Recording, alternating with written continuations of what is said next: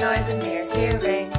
The stress can cause a reduction, defenses and foraging. Auditory cues alert crowds to presence of predators. Acoustic information is masked when passing operators. Uh-oh, how can we hear the calls of our peers? Food intake is lower, hiding is slower when danger is near.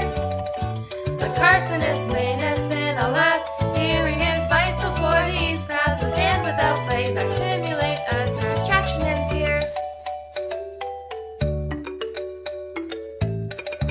The crowds were collected and placed in polystyrene tanks. Ship noises were recorded from single slow-moving ships. Recordings were made using a calibrated hydrophone. They then did 2 tests on feeding and 2 on predation. 4 days without food and ship noises cued. The crabs were then given 7.5 minutes in which to pursue.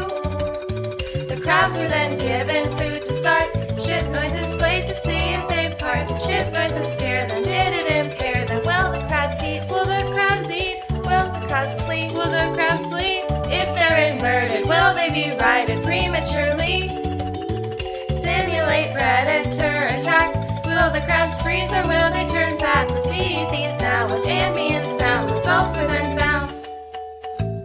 With ship sounds acclaimed, the crabs did not take longer to find food, but they did find it disruptive feeding behavior, and Cheetah supported this.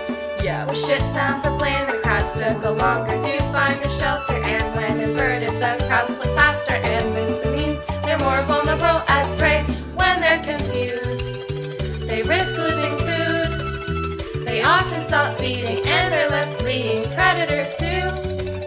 They may trade off safety just to feed, trying to fulfill energy needs, but may